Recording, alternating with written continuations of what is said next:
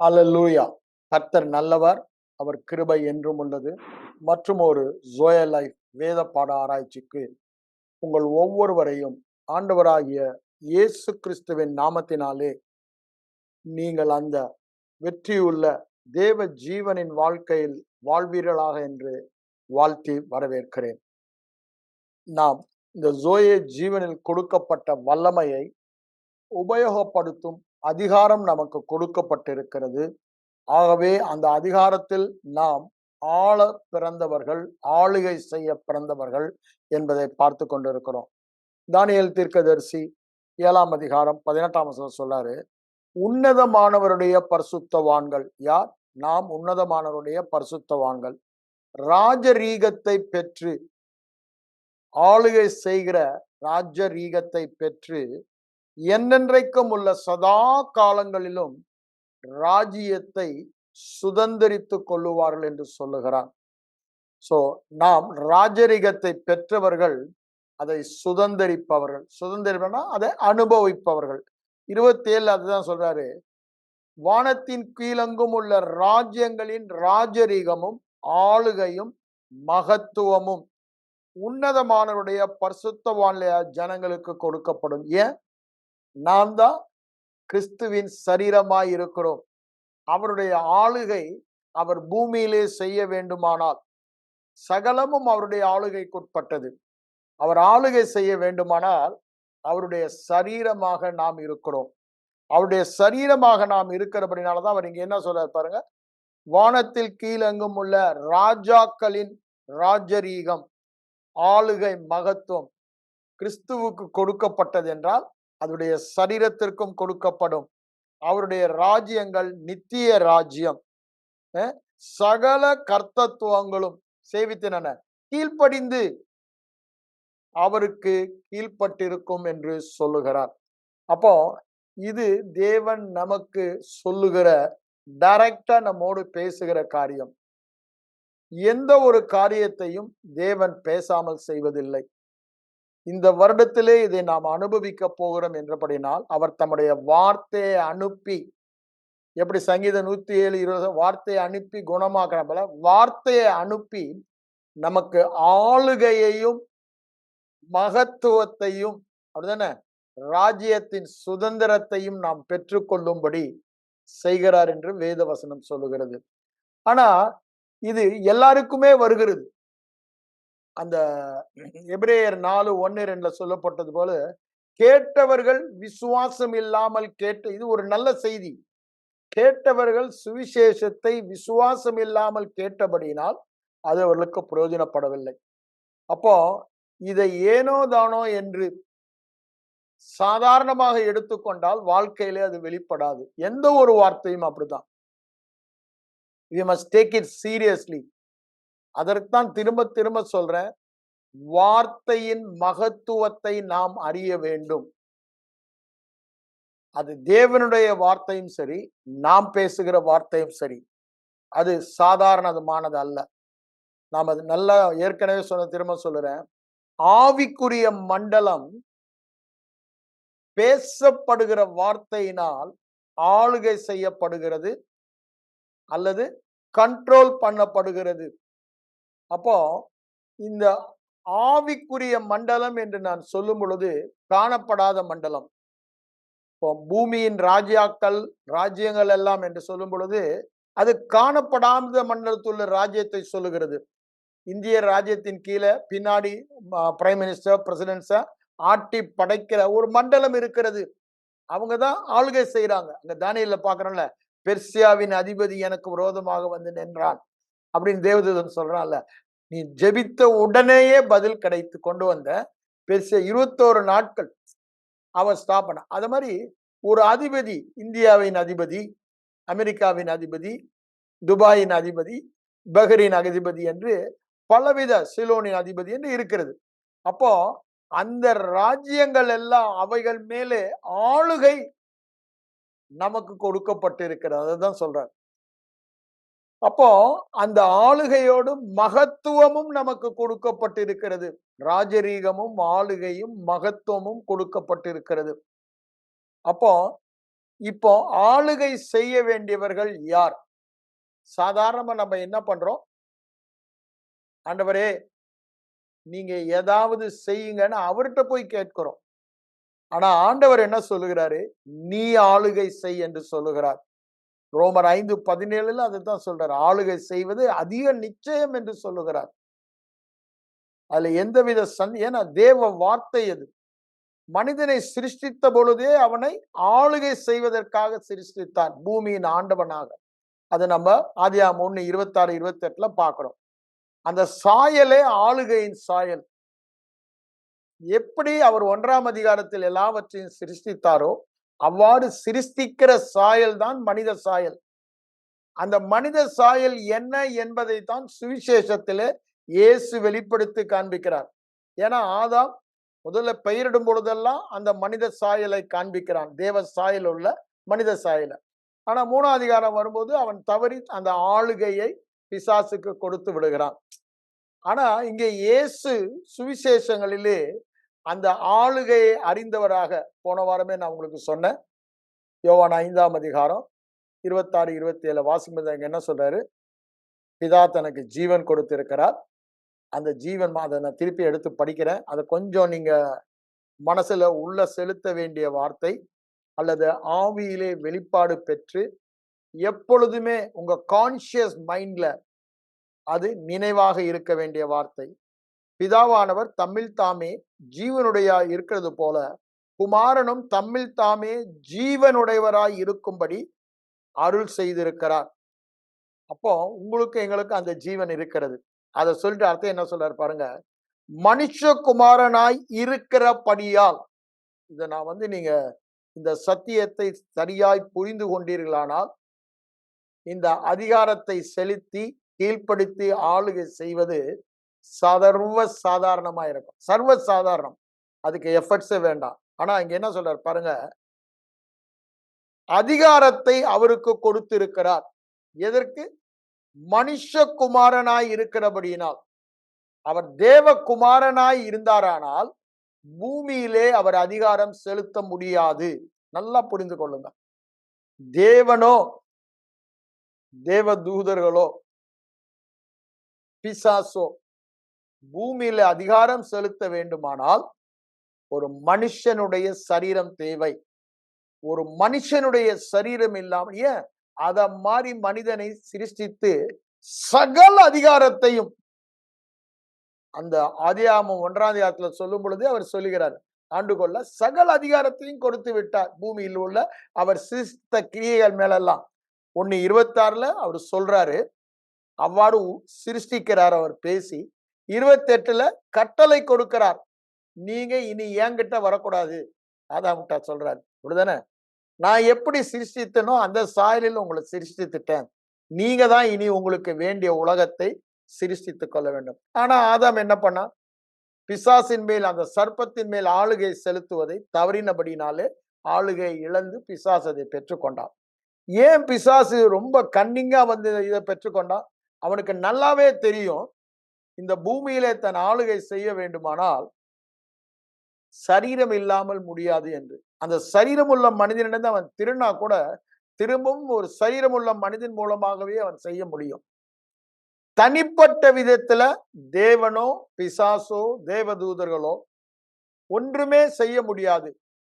எந்த ஒரு மனிதன் அந்த பிசாசுக்கோ தேவனுக்கோ தங்களை விட்டு கொடுக்கிறார்களோ, அங்க ஆதாம் அங்க அவன் பேச்சுக்கு விட்டு கொடுத்தனால 3ஆம் இடத்துல பார்க்கறான், அவன் ஆளுகை எடுத்துக்கொண்டான்.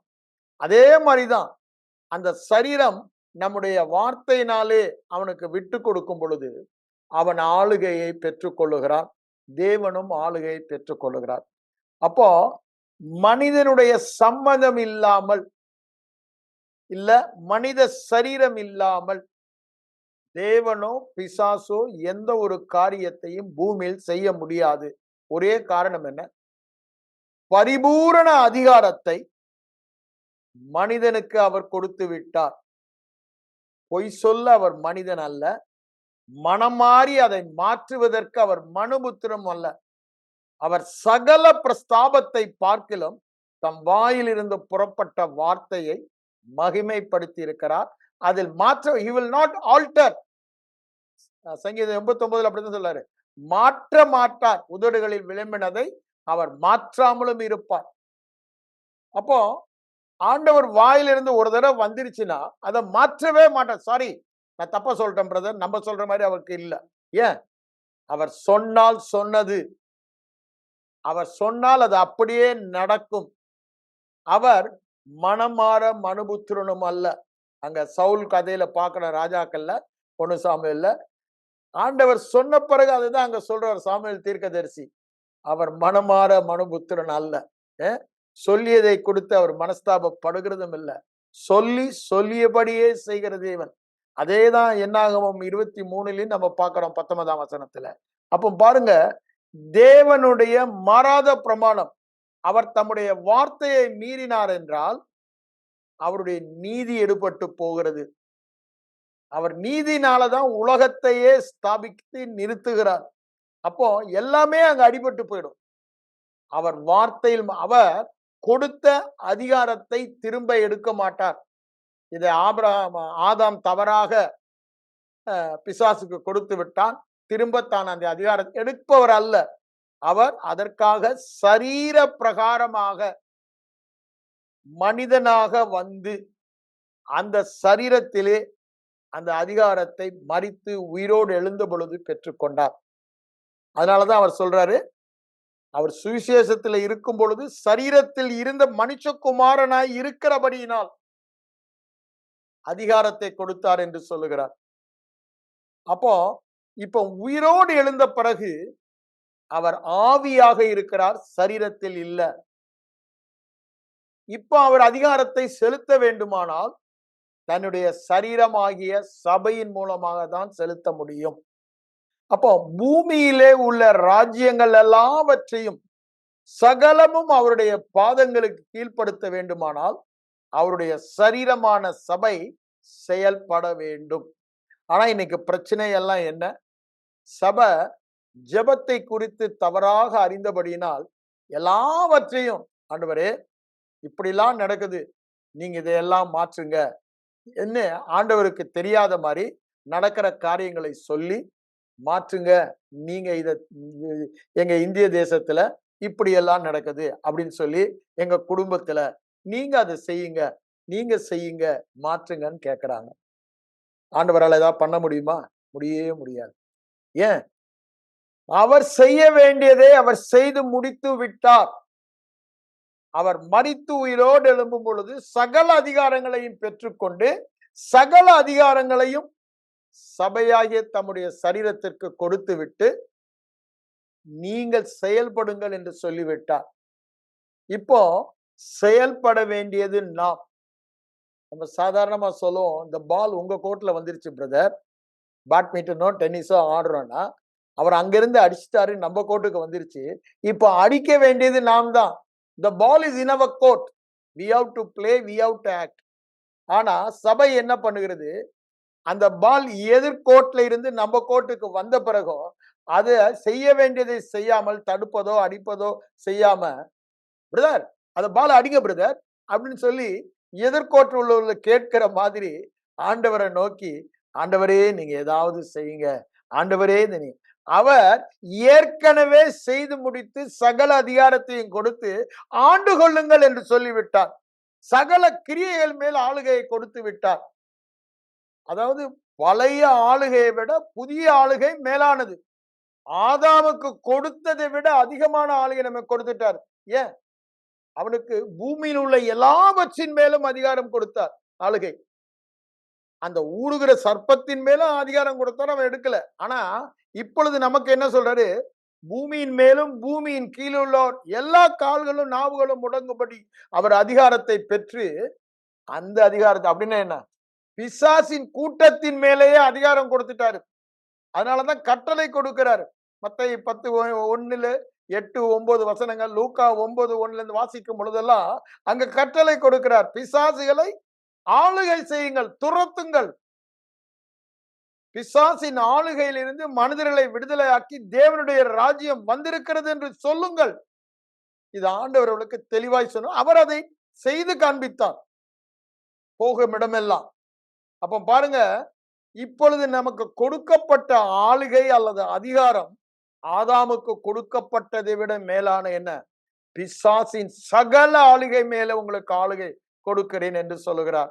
லூக்கா 10:19 அதை தெளிவாய் சொல்லுகிறார். சகல வல்லமைகளின் மேலே உங்களுக்கு அதிகாரம் கொடுக்கிறேன், ஒன்றும் உங்களை சேதப்படுத்தாது. அப்ப பாருங்க, எந்த விதத்திலும் பிசாசுடைய காரியங்கள் நம்மை தொடவே முடியாது. அவ்வளவு பெரிய ஆளுகையை கொடுத்துட்டாரு, அதிகாரத்தை கொடுத்துட்டாரு. அப்ப ஏன் கிறிஸ்தவர்கள் வாழ்க்கையில இன்னும் பிசாசு கிரியை செய்கிறான்? கிறிஸ்தவர்கள் என்று சொல்லும் பொழுது மறுபடியும் பிறந்த புது சிருஷ்டி வாழ்க்கையில ஏன் குறைவு, ஏன் வியாதி, ஏன் விருத்தி இல்லை, ஏன் வேத வசனம் சொன்ன காரியங்கள் வெளிப்படவில்லை என்றால் காரணம் என்ன? ஆண்டவர் செயல்படவில்லை என்ற அர்த்தம் அல்ல. ஆண்டவர் எல்லாவற்றையும் செய்து முடித்து கொடுத்து விட்டேன் என்று சொல்லுகிறார். இப்ப the ball is in our court. பந்து நம்முடைய இடத்திற்கு வந்துருச்சு. பந்தை அடிக்க வேண்டியது நம்ம என்ன பண்றோம்? பந்தை அடிக்காம பந்தை என் பக்கம் போடுங்க, பந்தை போடுங்கன்னு அவரை கேட்டுக்கொண்டு இருக்கோம். இந்த பிரச்சனைய நீங்க தீர்த்து கொடுங்கன்னு கேட்கிறோம். ஆண்டவர் என்ன சொல்றாரு? நான் செய்ய வேண்டியது செய்து உனக்கு கொடுத்துட்டேன். சரீரமாகிய சபை உனக்கு தான் இப்ப அதிகாரம் இருக்கு. நீ அதிகாரத்தை செலுத்து, நீ கமாண்ட் பண்ணு, நீ பேசு. உன்னை எந்த சாயலில சிருஷ்டித்திருக்க, உனக்கு கொடுக்கப்பட்ட அதிகாரத்தை, உனக்கு கொடுக்கப்பட்ட ஆளுகைய நீ வெளிப்பாடாக பெற்றுக்கொண்டு அதன்படி செயல்படு என்று சொல்லுகிறார். ஆனா சபையாகிய விசுவாசிகள் அதை ஏற்றுக்கொள்ளவே இல்லை. இன்றைய வரைக்கும் தவறான உபதேசங்களினால, இப்ப எலெக்ஷன் கூட பாருங்க, ஜெபிக்கும் பொழுதெல்லாம் எப்படிதான் ஜெபிக்கிறாங்க? ஆண்டவர் இறங்கி ஒரு மாற்றத்தை செய்ய வேண்டும் என்று ஆண்டவரை நோக்கி கதறாங்க. ஆனா ஆண்டவர் என்ன சொல்றாரு? இது உனக்கு கொடுக்கப்பட்டது, ball is in your court. நீங்க தான் ஆக்ட் பண்ண வேண்டும். உங்களுக்கு கொடுக்கப்பட்ட அதிகாரத்தை நீங்க தான் உபயோகப்படுத்த வேண்டும். இன்னொரு விதத்துல சொல்ல போனா, விசுவாசம் விசுவாசம் சொல்ற ஒரு கூட்டம் கூட இருக்குது. ஏன்னா நான் விசுவாச போதனை சொல்றேன். ஆனா அவர்கள் எதை விசுவாசிக்கிறார்களோ அதை செயல்படுத்தவில்லை. ஆண்டவர் என்ன சொல்றாரு? விசுவாசத்தில் உறுதியாயிருந்து அவனுக்கு எதிர்த்து நில்லுங்கள். அவன் வரமாட்டான் இல்ல, அவன் தோற்கடிக்கப்பட்டவன், முற்றிலுமாய் அதிகாரம் அப்படியே அவனிருந்து பறித்து கொள்ளப்பட்டவன், அப்படிதானே? பூஜ்யமானவன். ரொம்ப அழகா சொல்லுது கொலோசியர் 2:15-16 வசனங்களை வாசித்தீங்கன்னாங்க. அவன் யாரு? ஏற்கனவே சிலுவையில் தோற்கடிக்கப்பட்டவன், அதிகாரம் வல்லமையெல்லாம் உரிந்து கொள்ளப்பட்டவன். இப்பொழுது அவன் ஒரு பூஜ்யம் தான், ஒண்ணுமே இல்லாதவன். அப்படின்னா கையால் ஆகாதவன், ஒன்றுமில்லாதவன், ஒரு பூஜ்யம், சைபர், ஜீரோ. அப்படிதான் வேதம் சொல்லுது. ஆனா நமக்கெல்லாம் விசுவாசி கேள்வி, இப்படி வேதம் சொல்லும் போது ஏன் எனக்கு வியாதி கொடுக்குறான், எனக்கு பிரச்சனை கொடுக்குறான், என் குடும்பத்துல சமாதானத்தை திருடுறான், என் காசை திருடுறான், ஏன் அப்படின்ற ஒரு கேள்வி வருது. காரணம் என்னங்க? காரணம் என்ன? நாம் செய்ய வேண்டியதை நாம் செய்யவில்லை, அவர் செய்ய வேண்டியதை உரிந்து கொண்டார், அப்படிதானே? அவன் மேல் வெற்றி சிறந்தார், அவனை பூஜ்யமாக்கி விட்டார். இப்பொழுது அவனுக்கு நம்மேல, புது சிருஷ்டி மேல அதிகாரம் இல்ல. ஏன்? புது சிருஷ்டி அவருடைய சபை, அவருடைய சரீரம், அவனுக்கு அதிகாரம் இல்லை. ஆனா நமக்கு கொடுக்கப்பட்டதை நாம் அறிய, அதை வெளிப்பாடாக தெரிந்து கொண்டு பிசாசு என்ன பண்றான்? இதை அறியாதவன் யார், அவனை விழுங்கலாம் என்று வகை தேடி சுற்றி திரிகிறான். அப்போ அறியப்படுத்தி தன்னுடைய நயவஞ்சகமான தந்திரமான பொய்யினாலே அவன் என்ன பண்றான்? இந்த அதிகாரத்தை நாம் செலுத்தாதபடிக்கு, நீ முடியாது சந்தர் சிங், நீ ஒன்னும் பாவி, நீ சொல்லி நான் ஓட மாட்டேன். ஏன்? நீ நீதிமான் என்ற சத்தியத்தை மறைத்து பாவி என்ற பொய்யை சொல்லிக் கொண்டே இருப்பான். இன்னும் எனக்கு அதிகாரம் இருக்கு பாரு, இந்த பாரு நான் அந்த ஊர்ல இதை செஞ்சேன், இந்தியால இப்படி செய்யறேன், இது இப்படி இருக்குன்னு சொல்லி சூழ்நிலைகளை காண்பித்து தனக்கு ஒரு அதிகாரம் வல்லமை இருப்பதாக காண்பிப்பான். ஆனா வேதவசனம் சொல்லுது என்ன? நாம் உலகத்தில் இல்ல, கிறிஸ்துவுக்குள் அவரோடு பரலோகத்தில் இருக்கிறோம். கொலேசியர் 1:12-13 அதை ரொம்ப தெளிவாய் சொல்றாரு. இருளின் ராஜ்யத்தில் இல்ல, ஒளியின் ராஜ்யத்திற்கு மாற்றி விட்டாரு. சாத்தானின் அதிகாரத்துக்கு கீழே இல்ல, அவன் தேவனுடைய அதிகாரத்துக்கு, குமாரனுடைய அதிகாரத்துக்கு கீழே மாற்றிட்டாரு. அப்படின்னா என்னங்க? அவன் ஆளுகை கீழே நான் இல்ல, என்ன ஆளவே முடியாது, நான் தான் அவனை ஆள முடியும், அந்த இடத்துக்கு என்ன கொண்டு வந்துட்டாரு. எப்படி சொல்றீங்கன்னு கேக்குறீங்களா? அவரோடு கூட உன்னதங்களிலே வீற்றிருக்க பண்ணினார். எபேசியர் 2:6 சொல்றாரு. அப்ப அவரோடு கூட வீற்றிருக்கணும் என்னது? ஆளுகையின் இடத்திலே நாம் வீற்று இருக்கிறோம். அப்ப எப்படிதான் இருப்போம்? நம்ம ஆளுகை செயலாதான் இருக்க வேண்டும்.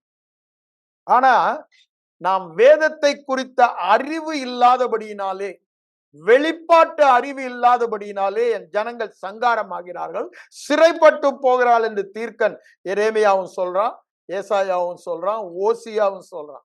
3 தீர்க்கதரிசி அதை சொல்லுவதை பார்க்கலாம். நீதிமொழி அப்படிதான் சொல்றாரு, என் ஜனங்கள் இதை குறித்த ஒரு வெளிப்பாடு இல்லாதபடியினால் சீர்கெட்டு போகிறார்கள் அப்படின்னு சொல்றாரு. அப்ப பாருங்க, எல்லாமே ஒரே காரணம் தான், தனக்கு கொடுக்கப்பட்டதை சபையானிய சரீரம் அறியவில்லை. அததான் அவன் எக்ஸ்பிளாய்ட் பண்ணி ஏமாற்றி ஆதாம் ஏவாளை வஞ்சித்தது போல, இதை சாப்பிடும் நாளில் ஐயா ஏற்கனவே தேவ சாயல், ஆனா இனி ஆகிற மாதிரி ஒரு கதையை சொல்லிட்டான். அந்த பொய்யையும் அவங்க நம்பி ஏற்றுக்கொண்டாங்க. அதுதான் அங்க பிரச்சனை. இன்னைக்கு அதே தான் செய்யறான். அவன் பொய்யினாலே தான் ஆளுகை செய்கிறான். தேவன் அவர் நீதியினாலும் சத்தியத்தினாலும் ஆளுகை செய்கிறவர். அதனாலதான் ஒரு தடவை அதிகாரத்தை கொடுத்துட்டவர் திரும்ப எடுக்க மாட்டார்னு சொல்றோம். It's an irrevocable authority. நமக்கு கொடுக்கப்பட்ட அதிகாரம் திரும்ப பெற முடியாத அதிகாரம். இப்போ பவர் ஆஃப் அட்டார்னி கொடுக்குறான்றல, அது ரிவோக்கபிள் அண்ட் இரவோக்கபிள். அதாவது திரும்ப பெற்றுக்கொள்ளுகிற இதான் டெம்பரரியா கொடுக்கலாம், இல்ல திரும்ப எடுக்க முடியாத அளவுக்கு பெர்மனண்டாவும் கொடுக்கலாம். ஆனா ஆண்டவர் கொடுத்தது என்ன? இர்ரிவோக்கபிள். திரும்ப பெற முடியாத அளவுக்கு முழு பவர் ஆஃப் அட்டார்னி அதிகாரத்தை நமக்கு கொடுத்து விட்டார். அது இர்ரிவோக்கல் மாத்திரமல்ல, இட் இஸ் அன்கண்டிஷனல். அப்படிதானே? ஆதாமுக்கு கொடுக்கும் பொழுது, நீ என் பேச்சை மீறிட்டினா இந்த அதிகாரத்தை எடுத்துக்குவேன், நீ ஆளுகை செய்ய முடியாதுன்னு சொல்லல. அப்படி சொல்லி இருந்தாருன்னா திரும்ப பிசாசு திருடும் போது எடுத்திருப்பாரு. அவர் அப்படி சொல்லல. ஒரு கண்டிஷனே இல்லாத, நிபந்தனை இல்லாத ஆளுகையை, அதிகாரத்தை மனிதனுக்கு கொடுத்தார். அதை நல்லா நம்ம புரிந்து கொள்ள வேண்டும். அதனாலதான் பிசாசு அதை ரொம்ப ஆச்சரியப்பட்டான்.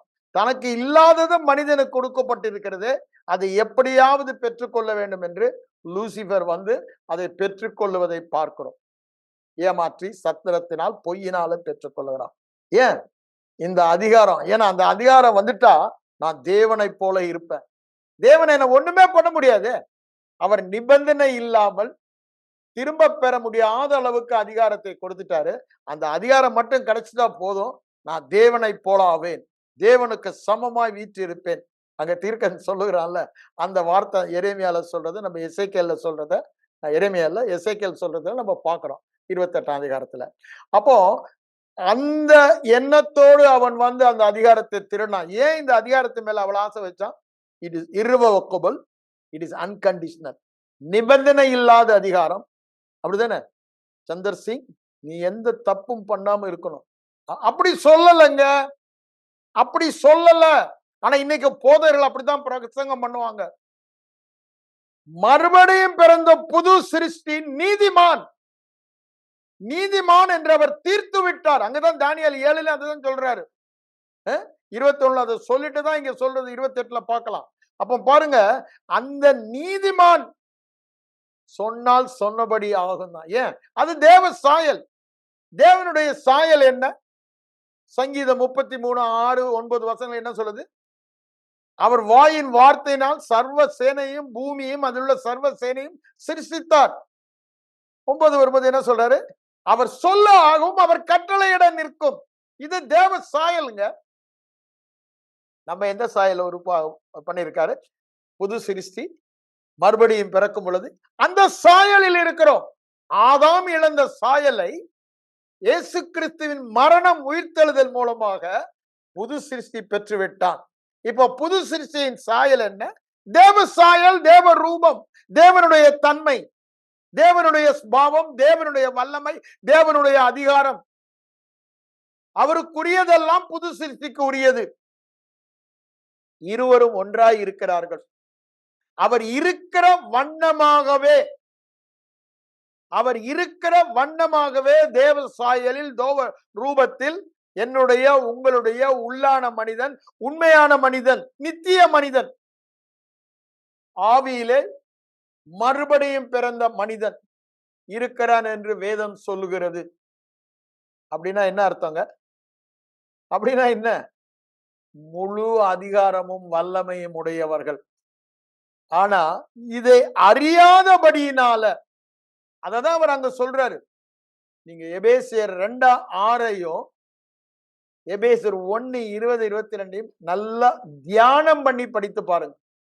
அவரோடு கூட சிங்காசனத்தில் வீற்றிருக்க பண்ணினார்.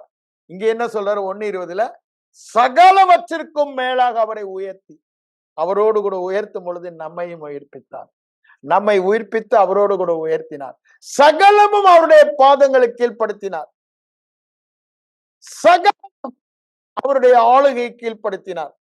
இப்போ அவரோடு இணைக்கப்பட்டபடியால், அவரோடு சிங்காசனத்தில் வீற்றிருக்கிறபடியால் சகலமும் யாருடைய ஆளுகை கீழ் இருக்கிறது?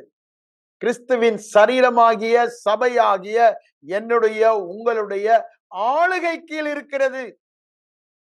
அவன் நம்மேல் ஆளுகை செய்யவே முடியாது. உலகம் பொல்லாங்கனுக்குள் இருக்கிறது, அவன் ஆளுகை செய்யலாம். நாமோ சத்தியம் உள்ளவருக்குள் இருக்கிறோம். இருளின் ராஜ்யத்தில் இருந்து ஒளியின் ராஜ்யத்திற்கு, பிசாசின் அதிகாரத்தில் இருந்து தேவகுமாரனுடைய அதிகாரத்திற்கு மாற்றப்பட்டு விட்டோம். ஆகவே அவன் நம்ம மேல ஒண்ணுமே பண்ண முடியாது. அவன் பண்ணணும்னா நம்ம பெர்மிஷன் கொடுத்தாதான். Only when we yield. ஆண்டவர் அப்படிதான். அவரா எதுவும் பண்ண முடியாது. ரட்சிப்பில் அவரா only when we yield, விசுவாசித்து ஏற்றுக்கொள்ளும் பொழுது we are free will people. ஆண்டவரோ பிசாசோ நம்மை பாவம் செய்யவோ பரிசுத்தமாய் வாழவோ செய்ய முடியாது.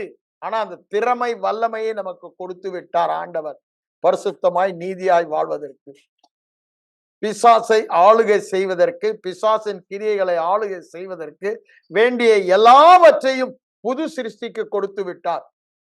அவன் புது சிருஷ்டியிலிருந்து, அதுதான் விசுவாச வாழ்க்கை. நாம் தரிசித்து வாழ்வதில்லைன்னா, என்னுடைய சரீர ஐம்புலன்களால் நான் வாழ்வதல்ல, இருதய விசுவாசத்தில் இருந்து வாழ்கிறது, ஆவியில் இருந்து வாழ்கிறது என்று சொல்லுகிறோம். அப்போ ஆவியில் இருந்து வாழ்கிறதுனா, ஆவியாகிய வசனம் என்ன சொல்லுது?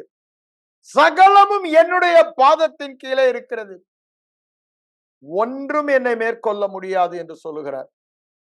அதனாலதான் ஆண்டவர் ரொம்ப அந்த ஆதியாகமம் 1:26-28 தான் திரும்பவுமாக அவர் சுவிசேஷங்களில் சொல்லுகிறார். ஒரு இதை மட்டும் பார்ப்போம்.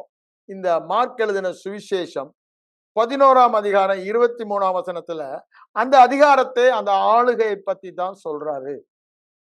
அதுல எந்தவித சந்தேகமும் இல்லை. நான் அதை வேணா உங்களுக்கு திரும்ப எடுத்து வாசிக்கிறேன். அவர் என்ன சொல்றாரு பாருங்க. எவனாகிலும் இந்த மலையை பார்த்து நீ பெயர்ந்து சமுத்திரத்தில் தள்ளுண்டு போய் என்று சொல்லி தான் சொன்னபடியே நடக்கும் என்று தன் இருதயத்தில் சந்தேகப்படாமல் விசுவாசித்தால் அவன் சொன்னபடியே ஆகும் என்று சொல்லுகிறார். மறுபடியும் பிறந்த புது சிருஷ்டி இருதயத்தில் விசுவாசித்து நான் சொன்னபடியெல்லாம் நடக்கும் என்று விசுவாசித்து அவன் பேசினால் அவன் சொன்னபடி ஆகும் என்றார். அப்படின்னா என்ன? தேவன் சொன்னால் ஆகும். அவன் தேவனாக வாழ்வான். அததான் வேதவசனம். தேவனால் எல்லாம் கூடும். இங்க என்ன சொல்றாரு? மனுஷரால. அததான் இங்க பார்க்கலாம். இந்த மார்க் 9:23ல அவர் இதைதான் திரும்பவும் அங்க சொல்லுவதை பார்க்கலாம். மார்க் 9:23ல என்ன சொல்ற பாரு. நீ விசுவாசிக்க கூடுமானால், விசுவாசிக்கிறவனுக்கு எல்லாம் கூடும் என்று சொல்லுகிறார். அப்படின்னா என்ன? விசுவாசித்து தேவனை போல செயல்படுகிறவனுக்கு தேவன் இருதயத்தில் விசுவாசத்தை பேசினார். என்ன? வெளிச்சம் உண்டாக கடவது என்று சொன்னார். வெளிச்சம் உண்டானது. அது அப்படியே ஆயிற்று. அது முழுமையா பார்க்கிறோம். ஏன்? அது ஒரு பிரமாணம். இந்த பிரமாணத்தை அறிந்து கொண்டால்தான் அதிகாரத்தை செலுத்தி ஆளுகை செய்ய முடியும். என்ன பிரமாணம்? The law of Genesis. ஆதியாகமம் 1 அதிகாரம் 11, 12, 22, 23 அந்த சொல்லப்படலாம். அந்தந்த விதை அந்தந்த வகையான ஜாதியான மரங்களையோ செடிகளையோ காரியங்களையோ பிறப்பித்தது. அவ்வாறு பிறப்பிக்கிற வல்லமை அந்த விதையிலேயே இருந்தது. அதேதான் தேவனுடைய வார்த்தை விதையாக சொல்லப்பட்டார். ஓமையிலே இயேசுவே சொல்றார். தேவனுடைய ராஜ்யம் எப்படி செயல்படுகிறது? இதுதான் பிரதானமான ஓமை. இந்த ஓமையை அறிந்தால்தான், புரிந்து கொண்டால்தான் மற்ற ஓமைகளை புரிந்து கொண்டு தேவர் ராஜ்யத்தில் ஆளுகை செய்ய முடியும் என்பதை அங்கு சொல்லுகிறார். அப்ப பாருங்க, இந்த தேவ வார்த்தை விதையாக, அந்த வார்த்தை விதையாக நமக்குள் வந்தபடினால்தான் புது சிருஷ்டியாக ஆவியினாலும் தேவ வார்த்தையினாலும் நாம் மறுபடியும் பிறந்தோம்.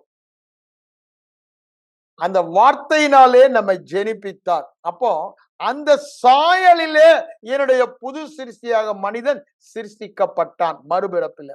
எந்த சாயல்? ஆதியிலே வார்த்தை இருந்தது, அந்த வார்த்தை தேவனாய் இருந்தது. அந்த என் புது சிருஷ்டி மனுஷன் இப்பொழுது அவர் இருக்கிற வண்ணமாகவே இருக்கிறான். இத வெளிப்பாடாக நாம் பெற்றுக்கொள்ள வேண்டும். கொஞ்சமும் in our subconscious mind we should be always conscious as he is so am. தேவ சாயலில் அப்படின்னா என்ன? அவருக்குரியதை எல்லாவற்றையும் பெற்றவனாக அப்ப அதுல எந்த சந்தேகமுமே இருக்கக்கூடாது. ஏன்? வேத வசனம் தெளிவாய் சொல்லுகிற சத்தியம். சத்தியத்தையும் அறிவீர்கள். அப்படிதானே? சத்தியம் உங்களை விடுதலை ஆக்கும். வெறும் சத்தியம் அல்லங்க, நீங்கள் அறிந்த வெளிப்பாடு பெற்ற சத்தியம்தான் உங்களை அந்த சத்தியத்தில் வாழ வைக்கும் என்று சொல்லுகிறார். அதுக்கு முந்தின வசனத்துல என்ன சொல்கிறார்? 31ல இதிலே நிலைத்திருங்கள் என்று சொல்லுகிறார். அதில் நிலைத்திருக்கும் பொழுதுதான் வெளிப்பாடு. ஒரு தடவை கேட்டுட்டு போறதல்ல, நன்றாக தெரிந்து கொள்ள வேண்டும். எந்த அதிகாரமும் இல்லை. இன்னைக்கு அவன் ஆளுகை செய்கிறான், நம் வாழ்க்கையில குறைவு கொடுக்கிறானா, ஆண்டவரை குறை சொல்லவே முடியாது. நாம் நேரத்தை வீணாக்குகிறோம். அவரிடத்துல ஏதாவது செய்யுங்கன்னு கேட்டு அவர் ஆவலோடு முழு பரலோகமும் நாம் செயல்பட மாட்டோமா? தம்பி, the ball is in your court, will you not hit it back என்று காத்து கொண்டிருக்கிறார். அவனுக்கு எதிர்த்து நில்லுங்கள், அவன் ஓடி போவான். பிரச்சனையை நாம் எதிர்த்து அதிகாரத்தை செலுத்தவில்லை. அவன் எதிர்த்து நிற்கும் பொழுது நடுங்கி விசுவாசத்தில் உறுதியாயிருந்து. எது விசுவாசம்? எனக்கு கொடுக்கப்பட்ட irrevocable unconditional ruling and authority.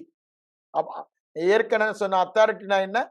எனக்கு கொடுக்கப்பட்ட வல்லமையை உபயோகப்படுத்தும் அனுமதி. அனுமதி எனக்கு கொடுக்கப்பட்டது. ஆவியானவர் வரும்பொழுது நாம் வல்லமை பெற்று சாட்சி, டுனாமிஸ், அந்த டுனாமிஸ் வல்லமையை பெற்றவர்கள், தேவ வார்த்தையின் வல்லமையை பெற்றவர்கள், கிருபையின் வல்லமையை பெற்றவர்கள். அந்த வல்லமையை அனுபவிப்பதற்கு அனுமதி நமக்கு தரப்பட்டதுதான் அதிகாரம். அததான் மரித்து உயிரோடு எழும்பும் பொழுது சொல்றாரு, இனி அவனுக்கு அதிகாரம் இல்ல, உங்க மேல அவனுக்கு அதிகாரம் இல்ல. on the contrary you have authority over him. அவன் காலின் கீழே தூசியா இருக்கான். உன் பார்வையை மாற்று. பரலோகத்திலிருந்து உன் காலின் கீழே இருக்கிற தூசியா அவனை பாரு. அவன் சைபர் தான், அப்படிதானே? அவன் வல்லமை இல்லாதவன் தான். அவனுடைய எல்லாம் தேவன் உரிந்து கொண்டார். அதை தான் பார்க்க சொல்றாரு. ஆனா உரிந்து கொண்டபடினால அவன் ஒண்ணும் செய்ய முடியாதுன்னு இல்ல, அதையும் புரிந்து கொள்ள வேண்டும். அவன் தாம் பொய்யினால தந்திரத்தினால வஞ்சித்து எவனை ஆளுகை செய்யலாம் என்று வகை தேடி திரிகிறான். உலகத்துல அவன் உங்களை ஆளுவான், ஆனா அங்க ஒண்ணும் பண்ண முடியாது. ஏன்னா அது மறுபடியும் பிறந்த ஆவி, அவன் தொடவே முடியாது. சரீரத்தை தான் அவன் தொட பார்ப்பான், உங்க மைண்டை தான் தொட பார்ப்பான். சோல் அண்ட் பாடியை அவன் ட்ரை பண்ணுவான். Spirit he cannot touch. ஏன்? it is sealed by the Holy Spirit. தொடவே முடியாது, ரட்சிப்பை இழக்கவே முடியாது. சரீரத்தையும் மனதையும் தான் அவன் தொட பார்க்கிறான். எப்போ? நாம் அனுமதி கொடுக்கும் பொழுதுதான். எப்ப அனுமதி கொடுக்கிறோம்? ஒண்ணு அவனுக்கு எதிர்த்து நிற்கல, எதிர்த்து நிற்கலன்னா அவன் ஓடி போக மாட்டான். எதிர்த்து நிற்கலன்னா என்ன அர்த்தம்? அதிகாரத்தையும் ஆளுகையும் நீங்க உபயோகப்படுத்தாத வரைக்கும் உங்களுக்கு கொடுக்கப்பட்ட அனுமதியை, உங்களுக்கு கொடுக்கப்பட்ட வல்லமையை உபயோகப்படுத்த அதிகாரத்தை செயல்படுத்தாத வரைக்கும் அவன் ஏமாற்றி கொண்டுதான் திரிவான். யாரை விழுங்கலாம் என்று எல்லாவற்றிலும் அவன் பொய்யினால ஏமாற்ற பார்ப்பான். ஆனா சபை என்ன பண்ணுது? எதிர்த்து நிற்கவில்லை. நான் எதிர்த்து நான் என்ன சொல்றேன்னா, ஆளுகை செய்யவில்லை, கீழ்படுத்தவில்லை. ஏன்? சகல கீழே கொடுத்துட்டாரு, ஓ அதிகாரத்துக்கு கீழே கொடுத்துட்டாரு. இப்போ ஆளுகை செய்ய வேண்டியது நீதான். ஆளுகை செய்ய தவறினாயானால் அவன் என்ன பண்ணுவான்? உன்னுடைய அறியாமை பொய்யை சொல்லி அவனுடைய பொய்யை விசுவாசிக்க வைத்து அவனுக்கு விட்டு கொடுக்க வைத்து அவன் ஆளுகை செய்வான்.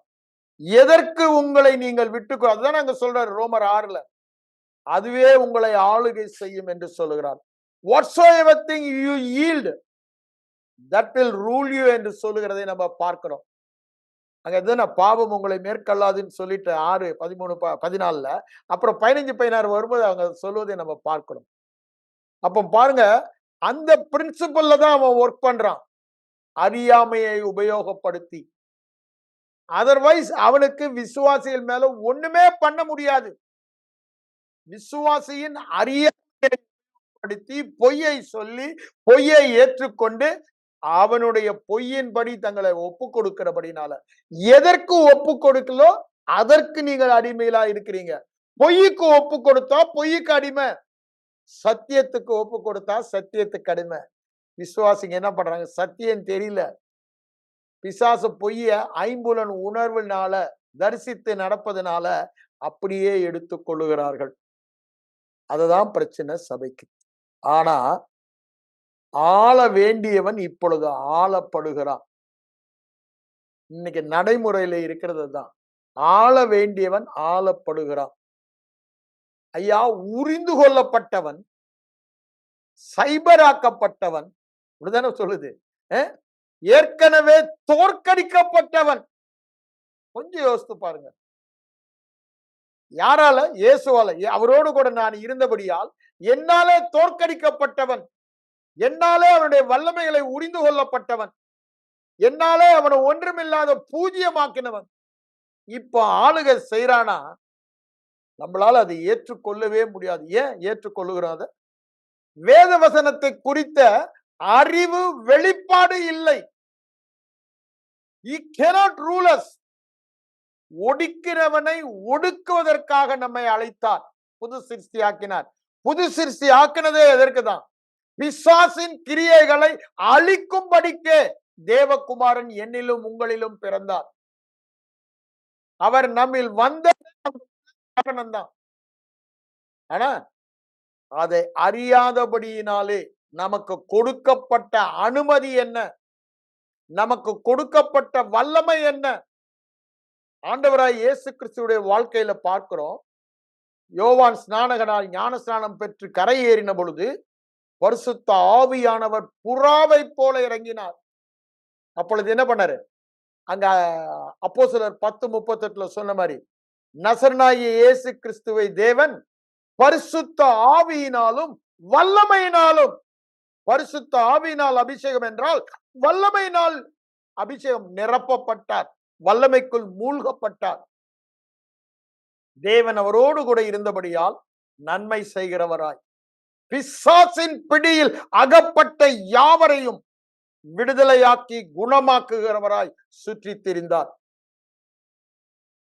இது அவரை பற்றிய சாட்சி இங்க பேதுரு கொர்நேலி வீட்டில் சொல்வதை பார்க்கிறோம்.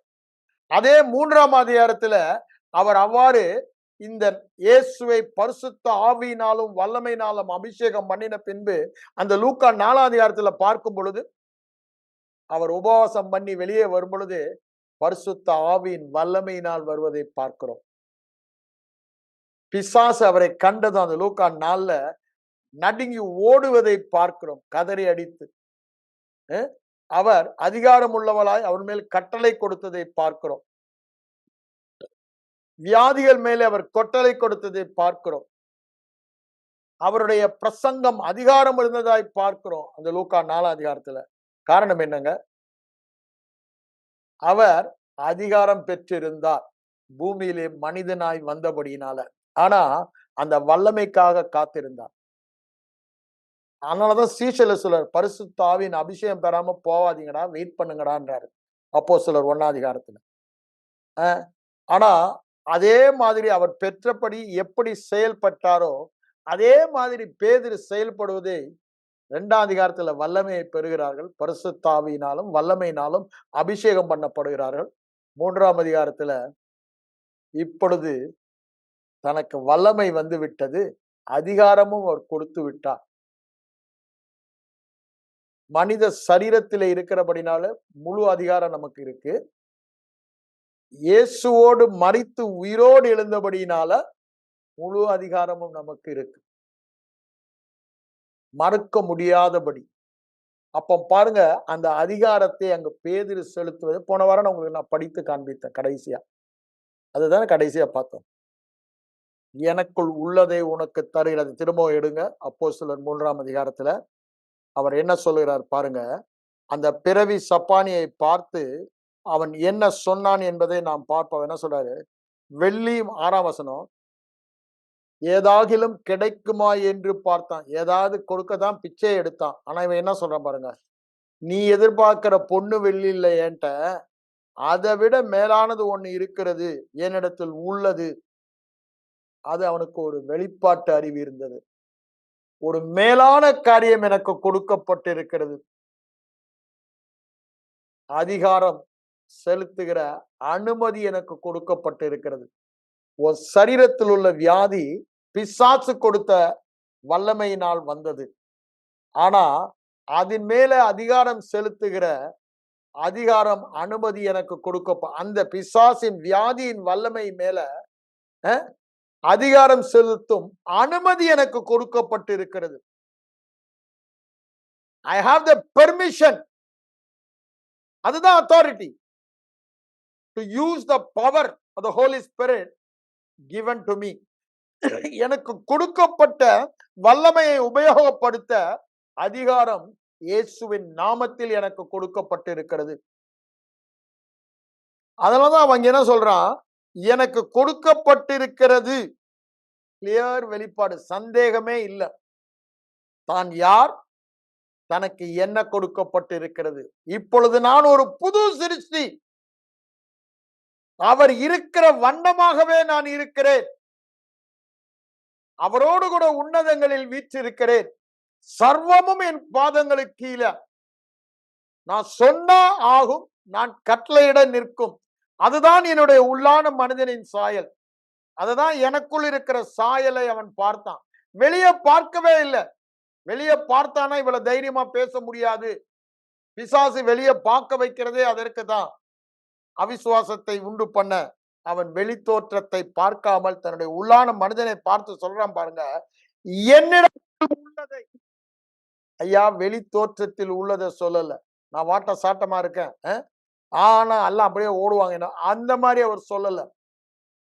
என் உள்ளான மனதில் உள்ளதை, எனக்குள் உள்ளதை, என்னிடத்தில் உள்ளதை, என் ஆவி மனிதனில் உள்ளதை உனக்கு தருகிறேன். நசரனாய் இயேசு கிறிஸ்துவின் நாமத்தில் நீ எழுந்து நட. டைரக்டா சப்பானிய பார்த்து சொல்றான். இயேசுவின் நாமத்துல சொல்றான். கட்ட நீ எழுந்து நட. யார்கிட்ட பேசுறான்? வெளித்தோற்றத்துல சப்பானியா இருக்க அந்த மனுஷங்கிட்டயா? இல்ல, அவனை சப்பானி ஆக்கின ஒரு அசுத்த ஆவி, பிசாசின் கிரியை. அதற்கு அவன் கட்டளை, நீ என் அதிகாரத்துக்கு கீழே இருக்க, இவனை நீ சப்பானி ஆக்குற, நான் உனக்கு கட்டளை கொடுக்கிறேன், எழுந்து நட என்று சொல்லுகிறான். அந்த சரீரத்தால் அது செய்ய முடியாது. அந்த ஆவியோடு அவன் பேசுவதை நாம் இங்கே பார்க்கிறோம்.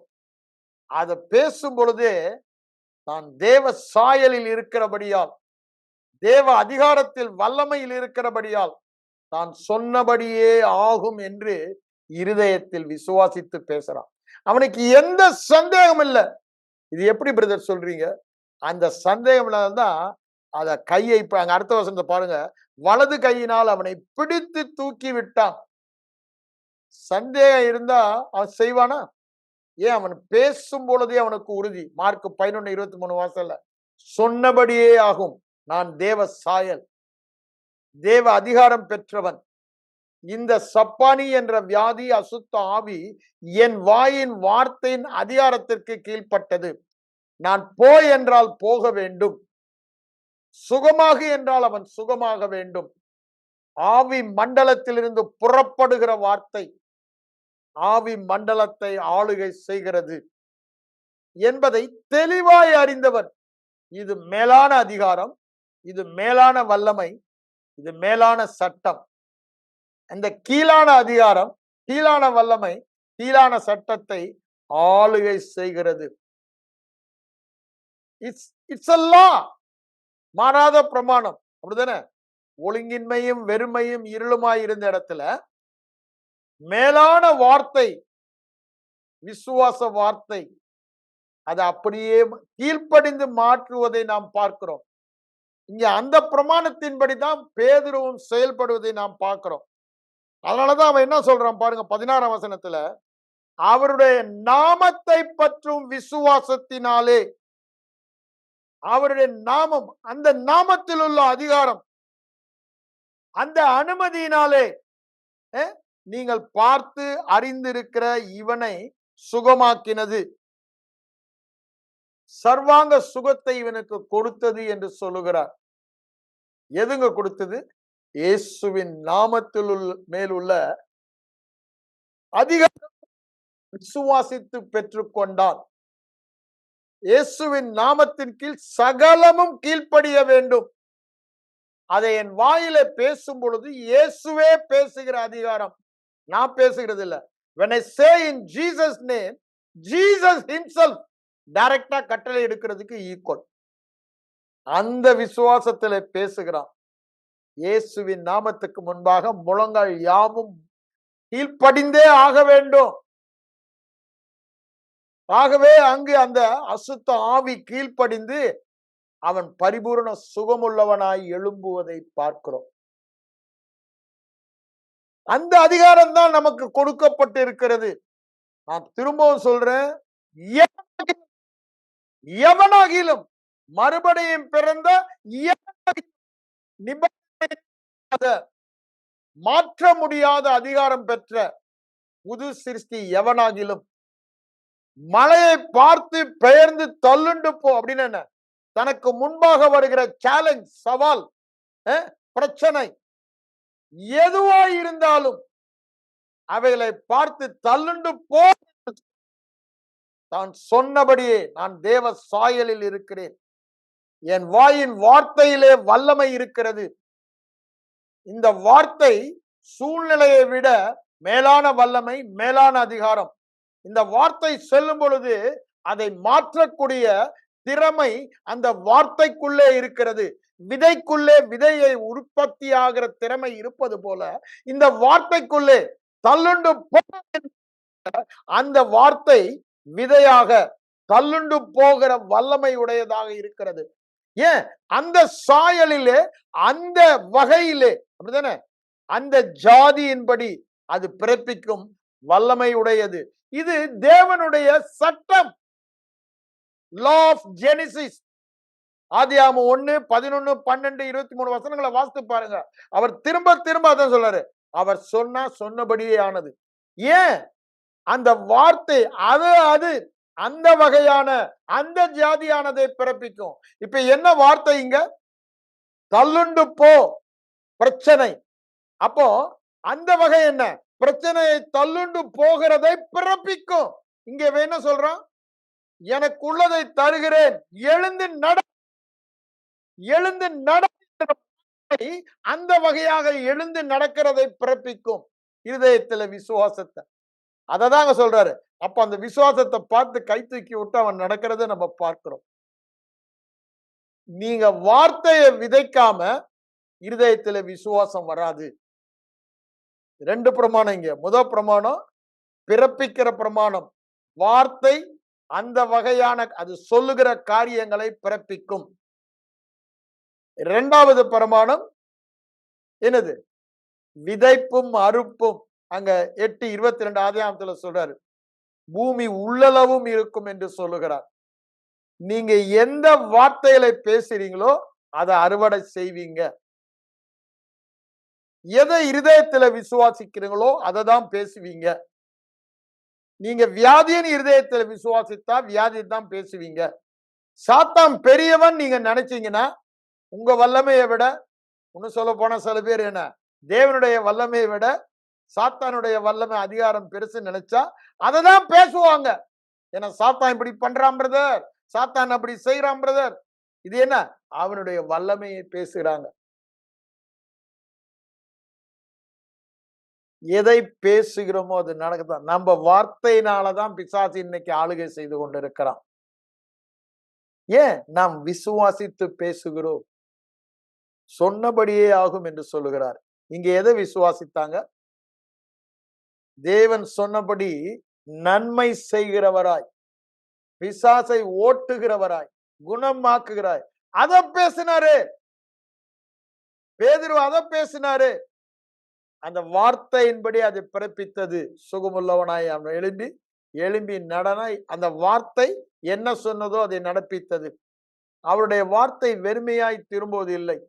நாம் வாயில் வைத்து பேசும் பொழுது அப்படியே ஏன்? அதுதான் அவர் சொல்றாரு. இந்த மாறாத பிரமாணத்தை சொல்றாரு.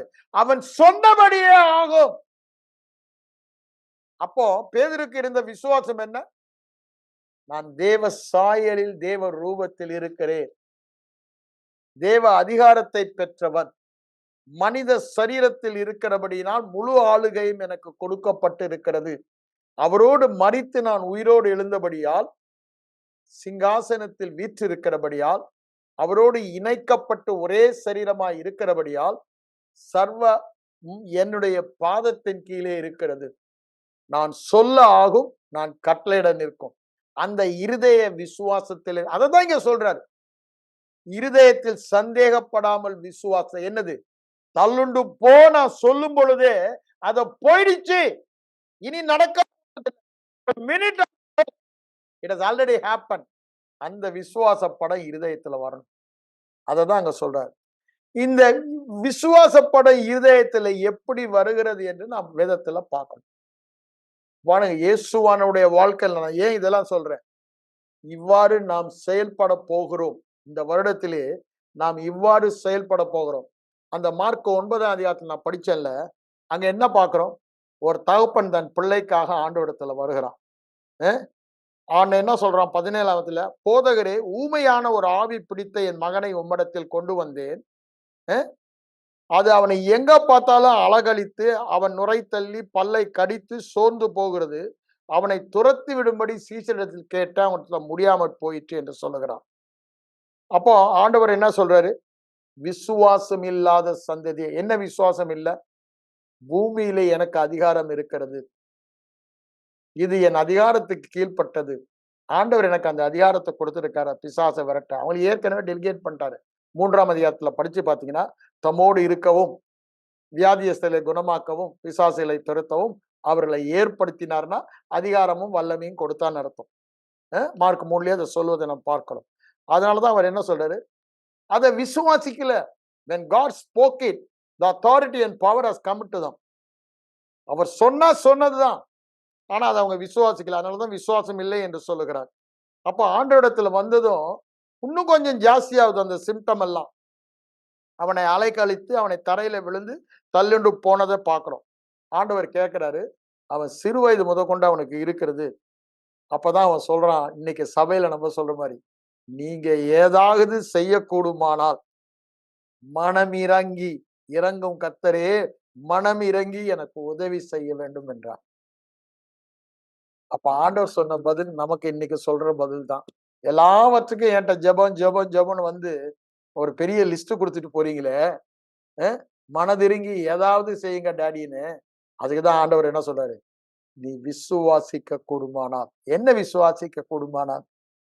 உனக்கு கொடுக்கப்பட்ட வல்லமை, உனக்கு கொடுக்கப்பட்ட அதிகாரம், உனக்கு கொடுக்கப்பட்ட ஆளுகை, நீ யார், நீ எங்கு விற்றிருக்கிறாய், உனக்கு என்ன கொடுக்கப்பட்டிருக்கிறது, நீ என்ன செய்ய முடியும் என்று வேதத்திலே நீ வாசித்து உன் கண் திறக்கப்பட்டிருந்தால், வெளிப்பாடாக பெற்றிருந்தால், அந்த கான்சியன்ஸோடு நினைவோடு நீ வாழ்ந்து கொண்டிருந்தால், அந்த விழிப்போடு நீ காணப்பட்டால் என்னமா உன்னாலே எல்லாம் கூடும் என்று அந்த இடத்துல தான் அவர் சொல்றார். எல்லாம் கூடும் என்ன? அவர் சொல்ல ஆகும், அவர் கட்டளையிட நிற்கும். நீ சொல்ல ஆகும், நீ கட்டளையிட நிற்கும். This is how the kingdom operates. தேவ ராஜ்யம் இவ்வாறுதான் செயல்படுகிறது. தேவன் எவ்வாறு செயல்பட்டாரோ தேவ மனுஷனும் அவ்வாறுதான் செயல்பட வேண்டும். அதற்கு தான் இங்க மாதிரியை காண்பிக்கிறாரு. எல்லாத்தையும் தூக்கிட்டு ஏன்ட ஓடி வராதுரா, உன் கையில ஆளுகையை கொடுத்துட்டேன், எனக்கு சரீரம் இல்ல, நீதான் என் சரீரம், உன் மூலம் தான் செய்ய வேண்டும், உன் வாய் தான் என் வாய், உன் வாய் பேசுவது என் வாய் பேசுவது என்று சொல்லுகிறார். அதான் சொல்றாரு, நீ விசுவாசிக்க. என்ன உனக்கு என்ன கொடுக்கப்பட்ட, பேதுரு அதுதான் சொல்றான், தனக்கு கொடுக்கப்பட்ட விளைவன் அறிந்திருந்தா, நீங்க அறிந்திருந்தா நீங்க விசுவாசிப்பீங்க. ஏன்? விசுவாசம் வெளிப்பாட்டு அறிவு. வெளிப்பாட்டு அறிவு இல்லைன்னா பயம்தான் இருக்கும், சந்தேகம்தான் இருக்கும். இந்த வெளிப்பாட்டு அறிவு வரும்போது, வெளிச்சம் வரும்போதுதான் இருள் நீங்கி போகும். அதான் அவர் சொல்றாரு, எல்லாம் கூடும் என்று சொல்லுகிறார். everything under your authority, everything has to obey. நான் போன வாரம் சொல்றேன், 100க்கு அதிபதி சொல்றான்ல, ஒரு வார்த்தை சொன்னால், ஏன்னா அந்த வார்த்தையின் அதிகாரத்தை அவன் அறிந்தவன். அவர் வார்த்தையின் தேவன், அவர் வார்த்தையில் அதிகாரம் உள்ளது. ராஜாவின் வார்த்தை எங்கு உள்ளதோ அங்கு அதிகாரம் இருக்கிறது. ஏன்? ராஜா வாயிலிருந்து வந்துச்சுன்னா அது சட்டம். சட்டம் என்றால் என்ன? அதை யாருமே மீற முடியாது. It will work every time for everyone in the same way. அது யாரா இருந்தாலும் அது அப்படிதான் நடக்கும். ஏன்னா அது ராஜாவின் வாயிலிருந்து வந்த சட்டம். அவர் வாயில என்ன சொல்றாரு? எல்லாம் கூடும் என்று சொல்லுகிறார். அப்போ அவன் விசுவாசிக்கிறேன், ஆனாலும் எனக்கு சந்தேகம். இன்னைக்கு அதுதான் நம்ம பிரச்சனை. விசுவாசம் இருக்கு, சந்தேகம் இருக்குன்னு ஆளறான். ஆனா ஆண்டவர் அங்க எப்படி அதை கையாளுறார் பாருங்க. அவர் என்ன சொல்றாரு? அவனால முடியாதுன்னு தெரிந்த பிறகு, சீஷரால முடியாது தெரிந்த பிறகு அவர் என்ன பண்ணார் பாருங்க. அசுத்த ஆவியை நோக்கி, அந்த மகனை நோக்கி அல்ல, அந்த மகனை நோக்கி அல்ல, ஊமையான மனிதனை நோக்கி அல்ல, ஊமையான மகனை நோக்கி அல்ல, அசுத்த ஆவி. போராட்டம் இரத்தத்தோடும் மாம்சத்தோடும் அல்ல, அதன் பின்னால் இருக்கிற அசுத்த ஆவி. அதனால என்ன பண்றாரு? டைரக்டா அசுத்த ஆவியை பேசுகிறார். அசுத்த ஆவியை நோக்கி, you are speaking directly to the evil spirit. ஆண்டவரை பார்த்து, ஆண்டவரே இந்த அசுத்தாவியை ஓட்டுங்கன்னு கேட்கல, அப்படிதானே? பிதாவே ஓட்டுங்கன்னு கேட்கல, உதவி செய்யுங்கன்னு கேட்கல, அசுத்த ஆவியை நோக்கி. நாம என்ன பண்ணோம்? மலையை பார்த்து, எவனாகிலும் இந்த மலையை பார்த்து, ஐயா பிரச்சனைய பாக்குறீங்க, அத பிரச்சனையோடு டைரக்டா பேச சொல்றாரு. என்ன பிரச்சனை? இங்க அந்த பிரச்சனைகிட்ட என்ன சொல்றாரு? அது ஊமையாகிய கொடுக்கிற ஆவி. அந்த அசுத்த ஆவியோடு பேசுகிறார். உங்களுக்கு பிரச்சனை கொடுக்கிற ஆவி எதுவா இருந்தாலும் சரி, அதோடு டைரக்டா பேசணும். வியாதியா இருக்கலாம், தரித்திரமா இருக்கலாம். அது அதற்கு பின்னால் உள்ள ஒரு பிசாசு. கொல்லவும், திருடவும், அழிக்கவும் வருகிறவன். சோ இவைகளெல்லாம் காணப்படும் பொழுது அதற்கு பின்னாக ஒரு ஆவி இருக்கிறதை நாம் அறிந்து கொள்ளலாம். டைரக்டா அவர் என்ன சொல்றாரு? ஊமையான அந்த அசுத்த ஆவியை நோக்கி அடுத்தது என்ன சொல்றாரு? ஸ்பெசிபிக்கா பேசுறாரு. டைரக்டா பேசுகிறாரு, ஸ்பெசிபிக்கா பேசுகிறாரு. என்ன வேணும்? ஊமையும் செவிடுமான ஆவியே. அசுத்த ஆவி அவனுக்கு ஊமையும் செவிடும் கொடுக்கிறதை தெரிந்து கொண்டார். அந்த ஊமையும் செவிடுமான ஆவியை நேரம் இவ சோ ஸ்பெசிபிக். அந்த அசுத்த ஆவியை நோக்கி அவர் வாயிலிருந்து வருகிற வார்த்தை என்ன? ஊமையும் செவிடுமான ஆவியே. இந்த மகனுக்கு இந்த இதை வியாதியை கொடுத்த, ஊமையும் செவிடும் கொடுத்த ஆவியை கண்டுபிடித்தார். அதனோடு நேரடியாக பேசுகிறார். ஊமையும் செவிடுமான ஆவியே. மலையை பார்த்து, அப்படிதானே? பிரச்சனையை பார்த்து அவர் என்ன சொல்றாரு பாருங்க. வெறும் பிரச்சனை என்று சொல்லல. He was very specific and he was very direct. என்ன சொல்றாரு? இவனை விட்டு புறப்பட்டு போ. இப்பதான் அந்த மனுஷன் வரான். இந்த மனிதனை விட்டு, இந்த மகனை விட்டு புறப்பட்டு போ. அவருக்கு நன்றாக தெரியும், நான் புறப்பட்டு போ என்று சொன்னால் போக வேண்டும் என்று. இதுதான் ஒவ்வொரு விசுவாசிக்கும் இருதயத்தில் இருக்க வேண்டிய விசுவாசம். நான் சொன்னபடி when I speak, அப்பொழுதே எனக்கு தெரியும் அது அப்படித்தான் ஆகும்னு. அப்படிதானே? அத்திமரம் பட்டு போனது இயேசு பேசும் பொழுதே தெரியும். ஆனா பேதுரு அடுத்த நாள் பார்த்துதான் ஆச்சரியப்படுறான். அப்பதான் ஆண்டவர்கிட்ட சொல்றான். அத அப்பதான் அவர் சொல்றாரு, தேவனுடைய விசுவாசத்துல அதிகாரத்தை செலுத்துன்னு. அப்பதான் இந்த 11:23 வருவதை நாம் பார்க்கிறோம். மலையை பார்த்து ஸ்பெசிபிக்கா, எப்படி அசுத்த ஆவி, ஊமையின் செவிடுமான ஆவியே, இவனை விட்டு புறப்பட்டு போ என்று சொல்லுகிறார். இவனை விட்டு அங்கே என்ன சொல்றாரு? மலையை பார்த்து பெயர்ந்து தள்ளுண்டு போ. ஸ்பெசிபிக். என்ன வேண்டுமோ அதை சொல்றாங்க. ஏதாகிலும் செய்யல, ஏதாகிலும் செய்யல. நீ ஸ்பெசிபிக்கா டைரக்டா பேசு என்று சொல்லுகிறார். அடுத்தது என்ன சொல்றாரு? திரும்ப இவனுக்குள் போகாதே. இவன் போய் ஏழை கூட்டிட்டு வந்துடும் ஏற்கனவே அவர் சொல்லியிருக்காரு, வெறுமையா இருந்தா. இப்ப அதற்கு ஒரு கமாண்ட் கொடுக்கிறாரு. இனி திரும்ப இவனுக்குள் நீ போகாதே, இவனுக்குள் போகாதே, புறப்பட்டு போ, இவனை விட்டு புறப்பட்டு போ, இனி இவனுக்குள் திரும்ப போகாதே என்று நான் உனக்கு கட்டளை. அதிகார துணி பாருங்க.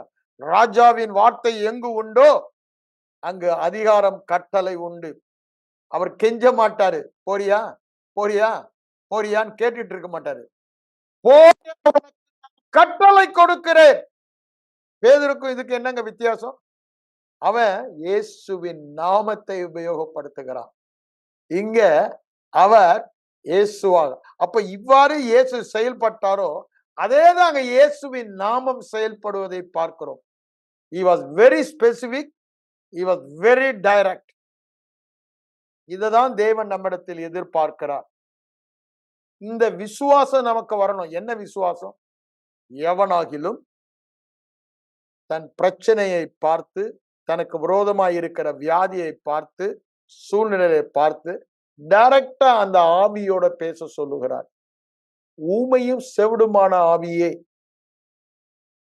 ஊமையும் செவிடுமான ஆவியே. அவர் அந்த அசுத்த ஆவியை நோக்கி, ஊமையும் செவிடுமான ஆவியே, இவனை விட்டு புறப்பட்டு போ, நான் கட்டளை கொடுக்கிறேன்றாரு. I have authority over you. When I say you, அப்படிதானே? வா என்றால் வர வேண்டும், போ என்றால் போக வேண்டும், செய்ய முடியாததை செய் என்றால் செய்ய வேண்டும். ஏன்? I have authority over you. அங்க 100 அழகா சொல்றான் மத்தேயு 8. அததான் இங்க அவர் டெமான்ஸ்ட்ரேட் பண்றாரு. நான் உனக்கு சொல்லுகிறேன், இவனை விட்டு புறப்பட்டு போ, இனி திரும்ப இவனுக்குள் வராதே என்று நான் உனக்கு கட்டளையிட்டு சொல்லுகிறேன் என்று சொல்லுகிறார். கட்டளையிடுகிறேன், ஐ டிக்ரி, ஐ கமாண்ட், அப்படிதானே? நான் உனக்கு கட்டளை கொடுக்கிறேன். இது ராஜாவின் வாயிலிருந்து வருகிற ஒரு டிகிரியாக இருக்கிறது, பிரகடனமாக இருக்கிறது, ஒரு சட்டமாக இருக்கிறது. நான் சொல்ல ஆகும் கட்டளைய, நான் ராஜா, ஏன்னா அதிகாரமுடையவன், சிங்காசனத்தில் வீற்றிருப்பவன். என் வார்த்தைக்கு இந்த ராஜ்யத்தில் உள்ள சகலமும் கீழ்ப்படிந்தே ஆக வேண்டும். அதை அறிந்தவராக அந்த விசுவாசம், அதுதான் சொல்றாரு, விசுவாசிக்க கூடுமானா. என்ன விசுவாசிக்க கூடணும்? நீ யார்? புது சிருஷ்டி. இந்த புது சிருஷ்டி எப்படி இருக்கிறான்? அவர் இருக்க, அதெல்லாம் தெரியும் எங்களுக்கு. அவர் இருக்கிற வண்ணாமா 1 யோவான் 4:17 சொல்லுது பிரதர், we know it. அவரோடு வீற்று இருக்கிறோம் என்று சொல்லுகிறது. இந்த மூளை அறிவு உபயோகப்படாது. அந்த வெளிப்பாட்டு அறிவு, இயேசுவின் அதிகாரம் என்னுடைய அதிகாரம். இன்று இயேசு பூமியிலே செயல்பட வேண்டுமானால் சரீரமாகிய என் மூலம்தான் செயல்பட முடியும். அவருக்கு சரீரம் கிடையாது. ஆவியாகிய தேவன், அவர் என்னில் வாசம் பண்ணுகிறார். அவர் என்னில் வாசம் பண்ணுவதே என் மூலமாக பூமியில் ஆளுகை செய்ய. அதற்குத்தான் என்னை தெரிந்து, அதனாலதான் 5:17 ரோமர்ல ரொம்ப தெளிவார். இயேசு கிறிஸ்து என்னும் ஒருவராலே, ஆளுகை இல்லைங்க, என் மூலம்தான், நோ டவுட் அபவுட் இட். ஆனா எனக்குள் இருப்பவர் யார்? எனக்குள் இருக்கிற வல்லமை அதிகாரம் யார்? என்ன? எனக்குள் இருப்பவர் உலகத்தில் இருக்கிற ஊமையும் செவிடுமான ஆவியை விட பெரியவர். அந்த அசுத்த ஆவியை விட பெரியவர். அப்படிதானே? பிறவி சப்பானியை விட பெரியவர். பேதுருக்கு தெரியும். எனக்குள் இருக்கிற வல்லமை என்ன? அதிகாரம் என்ன? சகல வலிமையும் மேற்கொள்ளும் அதிகாரம். ஒன்றும் என்னை திருப்ப தொட முடியாத அதிகாரம். நான் சொன்னபடி ஆகிற சாயல். அந்த அதிகாரம் எனக்கு கொடுக்கப்பட்டிருக்கிறது. அதை அறிந்து அவர் பேசுகிறார். அதுதான் சொல்றார், அதட்டினார். நான் உனக்கு கட்டளை இடுகிறேன் என்று சொல்லி அதட்டினார். இது என்னங்க? அதிகாரத்தின் தொனி அதட்டும். அப்படிதானே? ஜுரத்தை, பேதுருவின் மாமியின் ஜுரத்தை இயேசு என்ன பண்ணாராம்? அதட்டினார். கட்டளை கொடுத்தார். ரெண்டும் ஒண்ணுதான். கட்டளை, இட் ஹாஸ் டு ஒபே. அசுத்த ஆவிக்கு கட்டளை கொடுத்தது போல வியாதிக்கும் கட்டளை கொடுக்கிறார். வியாதிக்கு மாத்திரமா? காற்றையும் கடலையும் சமுத்திரத்தில பார்த்து இறையாதே, ஸ்பெசிபிக், இறையாதே, அமைதலாயிரு என்று சொல்லுகிறார். கரத்தின் கிரியைகள் மேல, பிசாசின் வல்லமைகள் மேல, பிசாசினுடைய ஒவ்வொரு ஆளுகை மேல அதிகாரம் இருப்பதை அறிந்தவராய் ஆளுகை செலுத்துவதை சுவிசேஷத்தில் முழுவதுமாய் தேவ சாயலுள்ள மனுஷன் எப்படி இருக்கிறான் என்பதை படம் பிடித்து காட்டுகிறார். தேவனை மாத்திரமல்ல, காணக்கூடாத தேவனை மாத்திரமல்ல, காணக்கூடாத மனித ஆவியாகிய மனிதன், உள்ளான மனிதன், புது சிருஷ்டியின் மனிதன் எப்படி இருக்கிறான் அதை பார்க்க வேண்டுமானால் சுவிசேஷத்தில் இயேசுவை பாருங்க. நான் எப்படி இருக்கிறேன், உள்ளான மனிதன் நீங்க பார்க்க முடியாது, உங்க உள்ள முடியாது. ஆனா அதை பார்க்க வேண்டுமானால் இயேசுவில இப்ப பார்க்கிறோம்ல, அதே சாயல், அதே அசுத்தாவே. அப்போ நான் இவமான சூழ்நிலையை பார்க்கும் பொழுது என் பார்வை எப்படி இருக்க வேண்டும்? இந்த இயேசுவின் சாயலில் நான் இருக்கிறேன். அவருக்குள் நான் இருந்து பேசுகிறேன். அவர் எனக்குள் இருந்து இப்பொழுது பேசுகிறார். அவருக்குள் நான், எனக்குள் அவர். அந்த கான்சியஸ்னஸ் வர வேண்டும், உணர்வு. அப்போ அதே தோரணியோடு அசுத்த ஆவியை நோக்கி, ஊமையும் செவிடுமான ஆவி, இது இயேசு பேசல. இப்போ என் வாய் பேசுது, எனக்குள் இருந்து அவர் பேசுகிறார். இவனை விட்டு புறப்பட்டு போ. எங்க? என் வாய் இப்பொழுது பேசுகிறது. அந்த கான்சியஸ்னஸ் வர வேண்டும். இனி இவனுக்குள் வராதே, இவனுக்குள் போகாதே. நான் உனக்கு கட்டளையிடுகிறேன், நான் உனக்கு கட்டளையிடுகிறேன் என்று அதட்டுவது யார்? இப்போ நமக்குள் வந்த கிறிஸ்துவை பெரியவர் என்ற ஒரு வெளிப்பாட்டு அறிவினாலே, அதன் மூலம் எனக்கு கொடுக்கப்பட்ட அதிகாரம் இந்த வியாதி வல்லமை பிசாசுகளை விட பெரிய அதிகாரம் என்று, பெரிய அதிகாரம் சிறிய அதிகாரத்தை ஆளுகை செய்வது. அவனை விட அதிக பலவான், கொள்ளையிடுவது அதிக நிச்சயம் என்றாரு. அந்த கொள்ளையிடுகிற அனுபவம் தான் இங்க சொல்றாரு. இதற்கெல்லாம் தேவை என்ன? நீ விசுவாசிக்க கூடுமானால் நீ யார்? உனக்கு என்ன கொடுக்கப்பட்டிருக்கிறது? நீ என்ன செய்ய முடியும்? என்னை விசுவாசிக்கிறவன் அவர் செய்த கிரியைகளை செய்ய முடியும். என்ன செய்ய முடியும்? செய்ய முடியும். இது பொய்யுரையாத தேவனுடைய வாக்கு. அந்த காரியங்களை நிறைவேற்ற அந்த வார்த்தையிலே வல்லமை இருக்கிறது. அந்த வார்த்தை நாம் இருதயத்துல விதைக்க வேண்டும். விதைக்க வேண்டும்னா பேச வேண்டும். பேசும் பொழுது விதைக்கிறோம். பேச பேச பேச விதைத்து இருதயத்திலே படம் உண்டாக. என்ன? இயேசு செய்த கிரியைகளை, எப்படி ஊமையின் செவிடுமான ஆவியை பார்த்து, நான் உனக்கு சொல்லுகிறேன், இவனை விட்டு புறப்பட்டு போ, இனி இவனுக்குள் போகாதே, கட்டளையிடுகிறேன் என்று அதட்டுகிற ஒரு படம் இருதயத்தில் வர வேண்டும். மலையை பார்த்து, பிரச்சனையை பார்த்து போ என்று சொல்லும் பொழுதே இருதயத்தில் அந்த விசுவாசம் படம் வரும். இது எப்படிங்க வரும்? எப்படி வரும்? தியானத்தினாலதான் வரும். நல்லா நான் தொடர்ந்து டைம் ஆயிடுச்சு. அடுத்த வாரம் உங்களுக்கு சொல்ல ஆரம்பிக்கிறேன். அப்ப பாருங்க, தெளிவாய் புரிந்து கொள்ள வேண்டும். நம்ம திரும்ப திரும்ப இந்த ஒரு வாரம் உங்க வாயில காணப்பட வேண்டிய வார்த்தை என்ன? அடுத்த வியாழக்கிழமை நம்ம மீட் பண்ற வரைக்கும் நானும் நீங்களும், நான் சொன்னால் சொன்னபடியே ஆகும். நான் தேவ சாயலில் இருக்கிறேன், தேவ ரூபத்தில் இருக்கிறேன், தேவ அதிகாரத்தை வல்லமையை பெற்றவன், சர்வத்தின் மேலும் எனக்கு அதிகாரம், ஆளுகை இந்த சரீரத்தில நான் பூமியில வாழ்கிறபடினால எனக்கு கொடுக்கப்பட்டிருக்கிறது. ஆகவே நான் சொன்னால் சொன்னபடியே ஆகும். இத திரும்ப திரும்ப திரும்ப திரும்ப திரும்ப வாயில சொல்லி சொல்லி சொல்லி சொல்லும் பொழுது இருதயத்தில் அந்த படம் வரும். அது நம்ம என்ன செய்தாலும் நம்ம வாயில இது முணுமுணுத்து கொண்டே இருந்தோமானா அந்த படம் இருதயத்துல வரும். ஆபிரகாமுக்கு அப்படித்தானங்க பண்ணாரு. ஆபிரகாம் எப்படி அவன் விசுவாசத்தை இருதயத்தில் படம் கொண்டாந்து அவனுக்கு ஜாதிகளின் தகப்பன் ஆக்கினாரு 100 வயசுல. அவன் பேரை மாற்றி அவன் வாயில அதை பேச வச்சுட்டாரு. அதை பேசி பேசித்தான் அவனுக்குள்ள அது வந்துச்சு. அவன் அதை பேசலைன்னா அது உள்ள வந்திருக்காது. எதை பேசினா? ஆண்டவர் சொன்னதை பேசணும். வேற எது சூழ்நிலையை பேசல. ஆண்டவர் சொன்னது நம்பவே முடியாதது, நடக்கவே முடியாததுதான். ஆனா ஆண்டவர் சொன்னதை அவனை பேச வைக்கிறதுக்கு அவன் பேரையே ஆண்டவர் அங்க மாத்திட்டாரு. இன்னைக்கு நம்ம இத சொல்ல போறோம். நான் சொன்னபடியே ஆகும். அவர் சொல்ல ஆகும், அவர் கட்டளையிட நிற்கும். அந்த சாயல் என்னுடைய சாயல். நான் சொல்ல ஆகும், நான் கட்டளையிட, நான் அதட்ட, எல்லாம் அதை திரும்ப திரும்ப சொல்லி கிறிஸ்துவுக்குள் நான், கிறிஸ்து எனக்குள். அந்த இடத்துல நம்ம வைத்து பார்க்க வேண்டும். இந்த மார்க் 9, 23, 24, 25 அந்த வசனங்களை வாசிக்கும் பொழுது நம்மை பர்சனலைஸ் பண்ணணும். நம்மை அந்த இடத்துல பொருத்தி கண்ணாடி ஆகிய வசனத்துல பாக்குங்க. நானும் அவரும் ஒன்றாய் இருக்கிறோம். இப்ப என் சாயல் என்ன சாயல்? அதுதான். இப்ப என்னால என்ன செய்ய முடியும்? அதுதான். இப்ப எனக்கு என்ன கொடுக்கப்பட்டிருக்கு?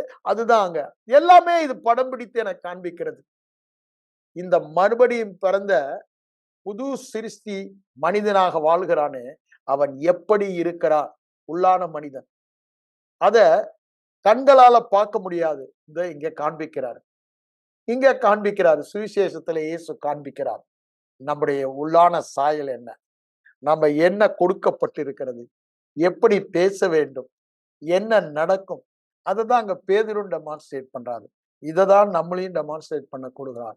கண்களை மூடி ஜெபிப்போம்.